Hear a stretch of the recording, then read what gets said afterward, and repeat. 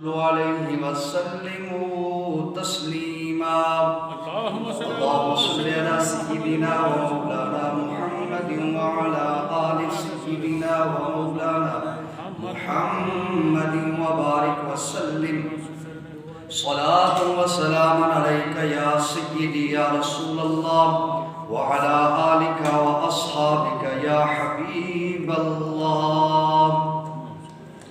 حمد و ثنا کے بعد میرے نہایت ہی واجب التعظیم سامعین و حاضرین، السلام علیکم ورحمۃ اللہ وبرکاتہ. وعلیکم السلام ورحمۃ اللہ وبرکاتہ.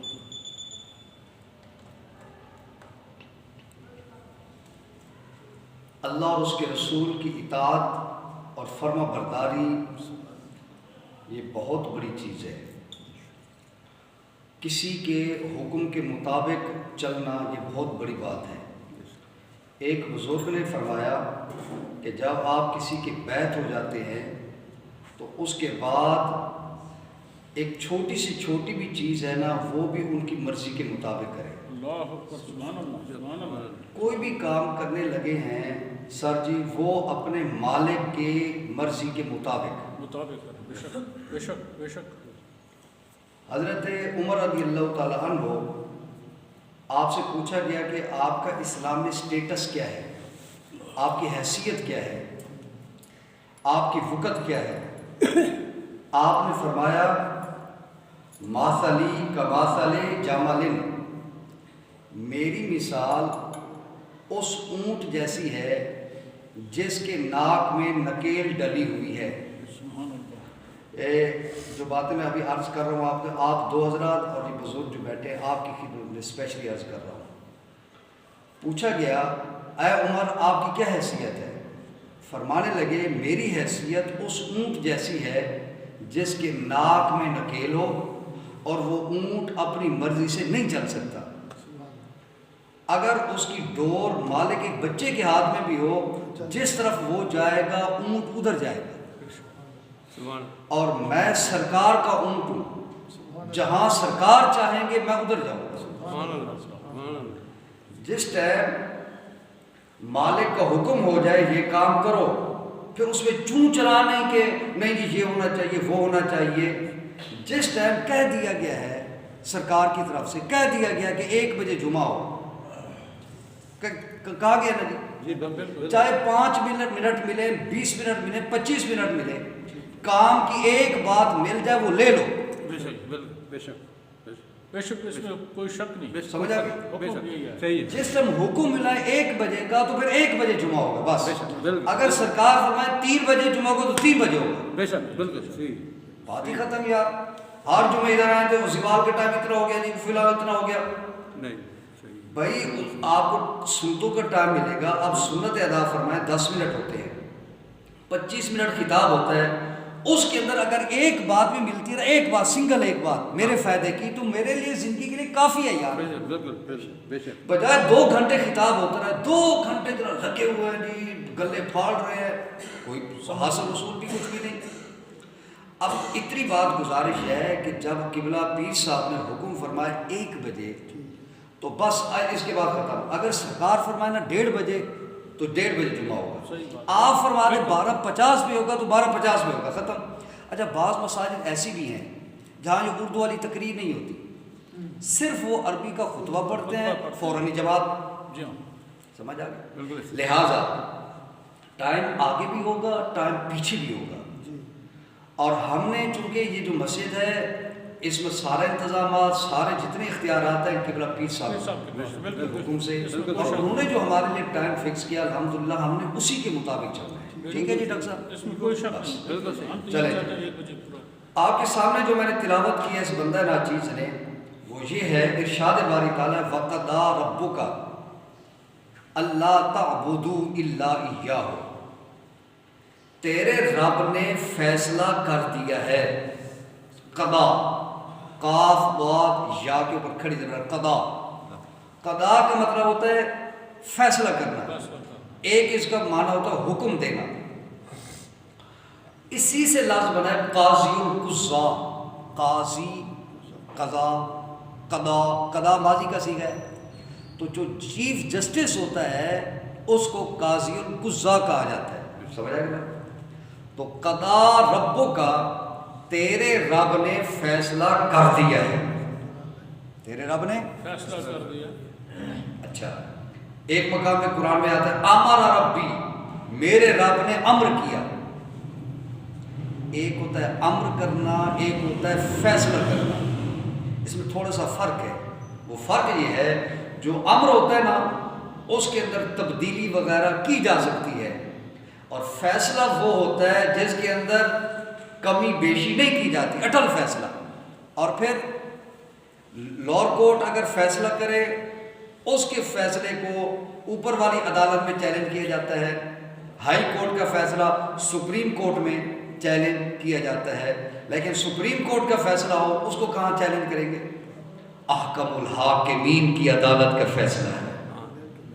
ایک فیصلہ احکم الحاکمین اللہ رب العالمین کا فیصلہ ہے.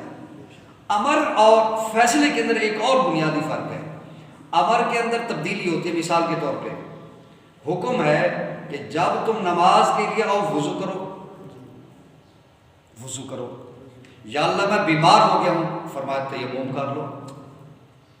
امر تھا کہ وضو کرو، بیمار ہو گئے، جنگل میں چلے گئے، پانی نہیں ہے، کیا کریں؟ فرمایا تیمم کر لو. فَمَنْ كَانَ مِنْكُمْ مَرِيضًا أَوْ عَلَى سَفَرٍ، جو بندہ بیمار ہو، سفر میں ہو، تو پھر وہ کیا کرے؟ تیمم کر لے. اور پانی فَلَمْ تَجِدُوا مَاءً فَتَيَمَّمُوا صَعِيدًا طَيِّبًا، تو ان کو چاہیے کہ وہ پاک مٹی سے تیمم کریں. ٹھیک ہو گیا؟ تو امر کے اندر تبدیلی ہوتی ہے. حکم ہے قوموا للہ قانتین، قوموا قیام کرو اللہ کی بار. یا اللہ گوڑے درد کرتے ہیں، کیا کرا؟ فرمایا بیٹھ جاؤ. امر ہے نا، قوموا امر کا صیغہ ہے. اتموا الحج والعمرۃ للہ، اتموا امر کا لفظ ہے. امر جو آرڈر کو کہتے ہیں، حکم کو. حج اور عمرہ پورا کرو. یا اللہ پیسے نہیں ہے، فرمایا کوئی بات نہیں. یا جناب صحت بھی کام کری، بیمار ہیں، تو ایک ہے فیصلہ، ایک ہے امر. امر کے اندر تبدیلی ہوتی رہتی ہے، لیکن فیصلہ جو ہے اس کے اندر کوئی گنجائش نہیں. اللہ تبارک و تعالیٰ نے اس آیت کے اندر حکم نہیں دیا، اللہ نے اپنا فیصلہ سنایا ہے. احکم الحاکمین کی بارگاہ سے فیصلہ آ گیا. فیصلہ سنیں جی کس بات کا ہے؟ وَقَضَىٰ رَبُّكَ أَلَّا تَعْبُدُوا إِلَّا إِيَّاهُ، یہ فیصلہ ہے. لیکن اس فیصلے سے پہلے جو محبت والی بات ہے نا وہ ذرا سمجھنے کی ہے. الفاظ میں غور کریں. قضا ربو کا، اپنی زبان سے بولے ربو کا، ربو کا بولے ربو. رب کا مطلب ہے پالنے والا، کا مطلب ہے تیرا. تیرے پالنے والے کا حکم ہے، فیصلہ ہے تیرے پالنے والے کا. وَقَضَىٰ رَبُّكَ، تیرے پالنے والے تیرے رب کا فیصلہ ہے. یا اللہ تو فرماتا الحمدللہ رب العالمین. اللہ تو عالمین کا رب ہے، کل جہان کو پالتا ہے. لیکن یہاں میرا رب فرماتا ہے محبوب میں تیرا رب ہوں. کیا محبت ہے، کیا عنایت ہے. رب کی نسبت جب مصطفیٰ کی طرف کی، فرمایا میں اکیلا تیرا رب ہوں.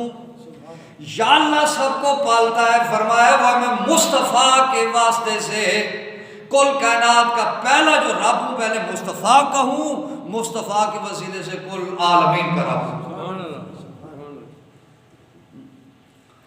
ہمارے ہاں دیہاتوں میں ایسا ہوتا تھا، آج کل تو یہ رواج ختم ہو گیا ہے. خواتین اپنے خاوند کے نام سے نہیں بلاتی تھی. یہ نہیں کہتے کہ اسلم صاحب ادھر ہیں، یہ آج کل کہتے ہیں جی اسلم صاحب ادھر ہیں جی، آج کل تو اور جانو ادھر ہیں جی، پتہ نہیں کون کون سے لفظ آ گئے جانو مانو. پہلے وقتوں میں یہ نہیں ہوتا تھا. ہوتا تھا جی نہیں. پہلے وقت ہوتا تھا کہ اگر کسی کا بیٹا ہے نا بڑا سلیم کے نام سے تو کہتے سلیم کے ابا. بالکل. 6 بچے ہیں تو ان میں سے اکثر یہ ہوتا تھا سر، جو بڑا بیٹا ہوتا تھا نا یا بڑی بیٹی مثال کے، زینب کے ابا، بات سنیں، زینب کے ابا، پہلی بیٹی اگر زینب ہے تو زینب کے نام سے. جو میں آپ سے عرض کرنے لگا ہوں وہ ایک پوائنٹ بڑا غور طلب بات ہے. بڑا بیٹا اگر سلیم ہے تو سلیم کے ابا، بیٹی اگر زینب ہے تو کہتے زینب کے ابا. اس میں حیا تھا، اس میں ادب تھا، محبت تھی کہ بعض اوقات نام لینے کے اندر بے ادبی ہوتی ہے. اپنے خامند کا ادب، احترام، محبت، حیا. اب جو وقت آگے جا رہا ہے ساری حد کراس ہوتی چلی جا رہی ہے. تو پہلا بچے کے نام پر خامند کو بلایا جاتا تھا اور دوسرے جو بچے ان کے نام پہ کیوں نہیں. کہا کہ سب سے پہلے جس بچے کے نام سے باپ بنے نا اس کا حق زیادہ بنتا ہے کہ اس کے نام سے اس کے باپ کو بلایا جائے. بغیر مثال کے میں عرض کرتا ہوں، یہ مثال ویسے دی ہے. اس کائنات کا سب سے پہلی تخلیق کس کی ہے؟ اول ما خلق اللہ نوری. مصطفیٰ فرماتے ہیں سب سے پہلے اللہ نے میرے نور کو پیدا کیا. سرکار آقا نامدار حضور سرور کونین صلی اللہ علیہ وسلم کی ذات پہلے وہ فرد ہیں، وہ عظیم الشان ہیں، وہ نور اول ہیں جن کی تخلیق ہوئی. تو سب سے پہلا رب پھر کس کا ہوا؟ مصطفیٰ کا. اب غور کیجئے، اللہ فرماتا وَقَضَىٰ رَبُّكَ، تیرے رب نے فیصلہ کر دیا. خطاب گویا کہ مصطفیٰ کو فرما رہا ہے. اللہ پاک اپنے مصطفیٰ کو حضرت سیدنا محمد مصطفیٰ صلی اللہ علیہ وسلم کی ذات پاک کو خطاب کر کے فرماتا ہے اے میرے مصطفیٰ تیرے رب نے فیصلہ کر دیا ہے. سبحان اللہ، سبحان اللہ. اللہ تعبدوا الا ایاہ، یہ کہ اس کے سوا کسی کی بھی عبادت نہیں کرنی. اللہ تعبدوا الا، خاص کر اسی رب کی عبادت کرنی ہے. عبادت اس کے اندر دیکھیں، عبادت کے جو لفظ ہے یہ اس کا جو مصدر ہے، روٹ لیٹرز جو نکلتے ہیں وہ عین با دا. عبادت خود مصدر ہے، اعبدو امر ہے. اور عبادت کسے کہتے ہیں؟ عبادت عبد سے ہے. عبد جو ہے وہ غلام کو کہتے ہیں. ایسا غلام جو مکمل اپنے مالک کے قبضہ و اختیار میں ہو، یا ایسا غلام جو اپنے مالک کی پوری اطاعت فرما برداری کرنے والا ہو، اس کو عبد کہتے ہیں. سمجھ آئی بات کی؟ عبادت اس کا نام ہے جو مکمل طور پر دل سے محبت، خلوص، اخلاص، زبان سے اقرار، دل سے تصدیق، اگلی جو بات عرض کرنے لگا وہ سنیں، اور ان ساری چیزوں کا اظہار اس کے عمل سے ظاہر ہو. اپنے رب کا فرما بردار، دل سے خلوص بھی ہو، محبت بھی ہو، تصدیق بھی ہو، زبان سے اقرار بھی ہو. عمل کریں، دیکھیں فیلڈ کے اندر نکلے تو ہمیشہ سچ بولتا ہے، دیانت داری کرتا ہے، اذان کا وقت ہوتا ہے فوراً مسجد میں آ جاتا ہے. اس کا نام ہے عبادت. عبد جو مکمل اطاعت و فرما برداری کرنے والا ہو. میرا رب فرماتا ہے کہ یہ تیرے رب نے فیصلہ کر دیا، اگر تم مومن ہونا تو پھر اپنے رب کے وفادار ہو. سبحان اللہ.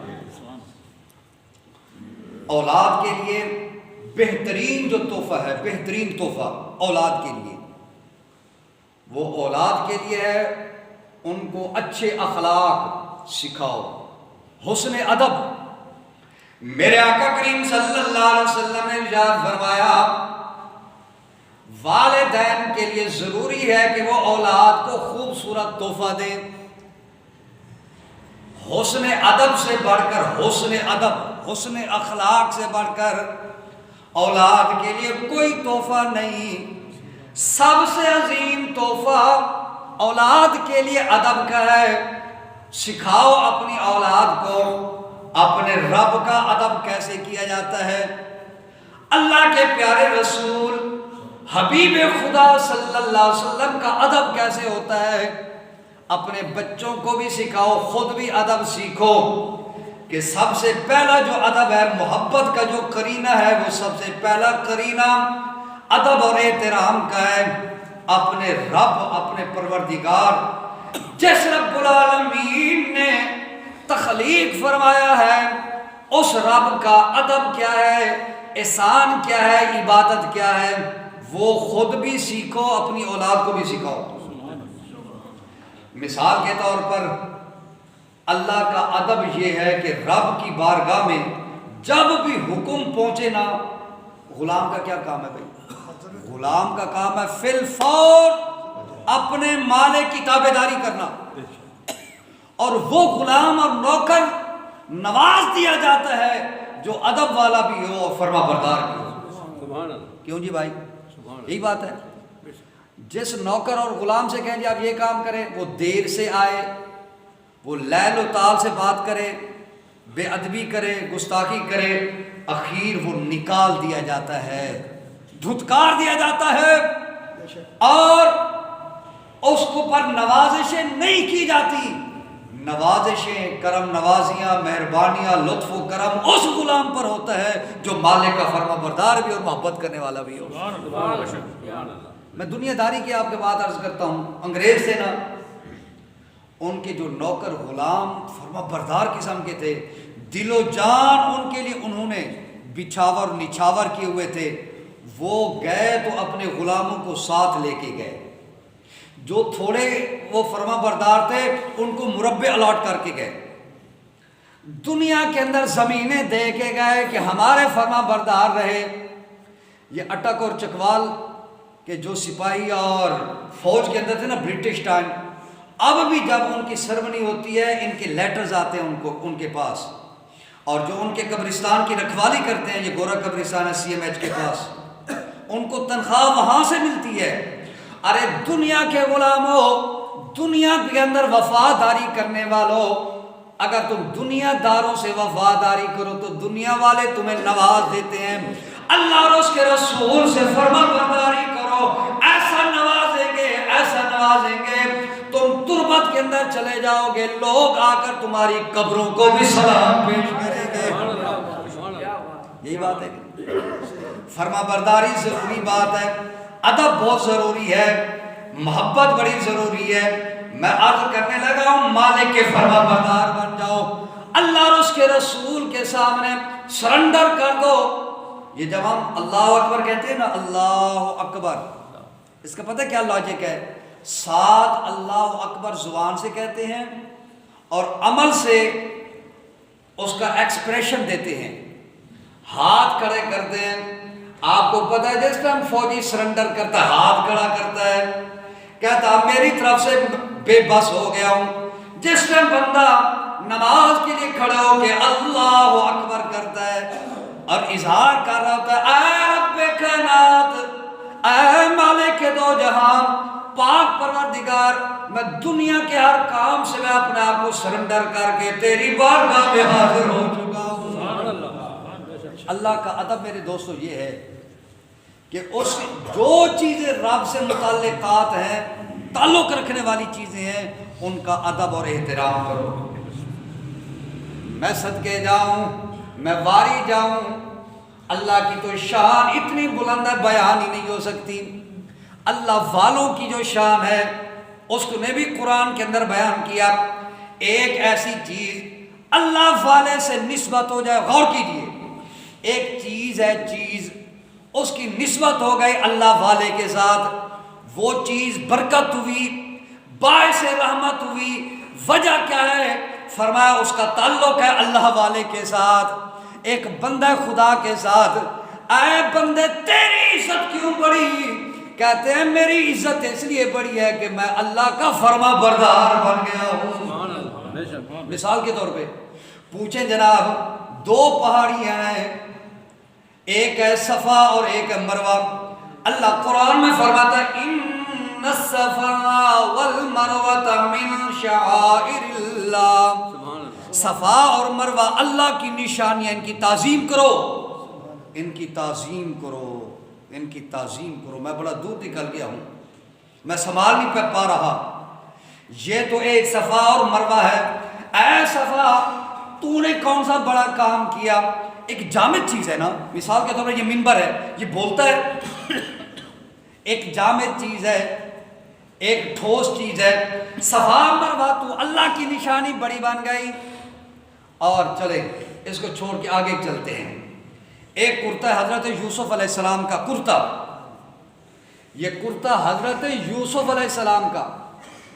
حضرت یوسف علیہ السلام فرماتے ہیں اذهبوا بقمیصی ھذا، سورہ یوسف. آپ فرماتے ہیں میری قمیص لے جاؤ میرے باپ یعقوب علیہ السلام کی خدمت میں. میرے ابا جی سے کہنا اے بابا جان یہ قمیص ہے، آپ آنکھوں سے لگائیں، آنکھوں سے لگائیں. لوگ تبرکات کو سمجھتے یہ کوئی چیز نہیں ہے. قرآن سے پوچھیں، قرآن فرماتا ہے حضرت یعقوب علیہ السلام کا ایلچی ابھی دور تھے. یعقوب علیہ السلام فرماتے ہیں لوگوں مجھے پتہ چل رہا ہے میرے یوسف کی خوشبو آ رہی ہے، میرے یوسف کی خوشبو آ رہی ہے. جب آپ کی خدمت میں حاضر ہوئے، آپ نے یوسف علیہ السلام کو کا وہ کرتا آپ نے اپنی آنکھوں سے لگایا. ہر کرتا نہیں، بے قمیصی، قمیص نہیں کہا. آپ نے فرمایا میری قمیص ہے، میری، کوئی عام کرتا نہیں. برکت اس میں ہوتی ہے جو اللہ والے کے ساتھ نسبت ہو. بے شک سبحان اللہ اذهبوا بقمیصی، میری قمیص لے کے جاؤ. یعقوب علیہ السلام کی قمیص. اچھا اب یہاں پہ دیکھیں، باپ اللہ، باپ کا مقام زیادہ یا بیٹے کا؟ میں صدقے جاؤں، باپ یعقوب ہے، بیٹا یوسف ہے. باپ بھی نبی ہے، بیٹا بھی نبی ہے. لیکن کبھی ایسا ہوتا ہے بیٹے سے باپ کو فائدہ ہوتا ہے، باپ سے بیٹے کو فائدہ ہوتا ہے.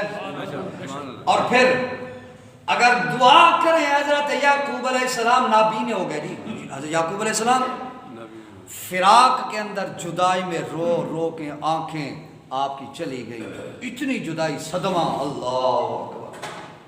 اچھا مجھے یہ بتائیں، حضرت یعقوب علیہ السلام دعا فرمائیں، اللہ آنکھیں نہیں دے گا؟ دے سکتا ہے نا. پھر یوسف علیہ السلام دعا کریں یا اللہ دعا اجیب دعوت الداع اذا دعان، جب میرا بندہ مجھ سے دعا کرتا ہے میں اس کی دعا قبول کرتا ہوں. سبحان اللہ بے شک یہ دعا مانگنا بھی ثابت، لیکن فرمایا یہ چیزیں بھی برکت والی ہیں. لیکن جب صاحب دعا مانگنے والا اللہ کا نبی ہو، اس کے جسم سے اگر کوئی چیز مس ہو جائے وہ بھی باعث برکت ہو جاتی ہے. حضرت سیدہ ام المومنین عائشہ صدیقہ رضی اللہ تعالیٰ عنہ فرماتی ہیں سرکار کا جبہ مبارک ہمارے پاس تھا. جبہ آپ زیب تن فرمایا کرتے تھے. سرکار کے وصال باکمال کے بعد ہمارے پاس مریض آتے تو ہم اس کو پانی سے بھگوتے، اس کا دھون مریض کو پلاتے، وہ ٹھیک ہو جایا کرتا تھا. آج لوگ کہتے ہیں یہ دم کیوں کرائیں گی؟ ہم نے کہا دم کے اندر کلمات پڑے جاتے ہیں رب رحمان کے. وہ رحمان ہے، اس کے کلام کے اندر بھی شفا ہے. جس ٹائم عقیدہ اور ایمان یہ تھا، لوگ اپنے بچوں کو مسجد کے دروازے کے اوپر لے کے آتے تھے اور آ کر دم کرایا کرتے تھے. آج ڈاکٹروں کی آمدنیاں بڑی ہو گئیں، کلینک آباد ہو گئے اور ان کی کوٹھیاں اور بنگلے بن گئے. اور جب یقین اور ایمان یہ تھا تو اللہ والوں کی بھوک سے بھی اللہ ان کو شفا عطا فرما دیا. تو یعقوب علیہ السلام نے وہ لی جناب قمیص، اپنی آنکھوں سے لگایا، فرتد بھی، فرمایا ان کی آنکھیں ٹھیک ہو گئی. سبحان اللہ سبحان اللہ. چیز برکت والی، صفا مروہ. دوستان گرامی میں عرض یہ کر رہا ہوں اللہ کا ذکر تو بڑی چیز ہے، ایک اللہ والا ہے، اللہ والے کے ساتھ کوئی چیز مس ہو گئی ہے، وہ اتنی برکت 3 درجے نیچے آئیں تو اللہ اتنی برکت عطا فرماتا ہے، تو اللہ کے پیارے محبوب آقا علیہ الصلوۃ والسلام کی برکت کا کیا عالم ہے۔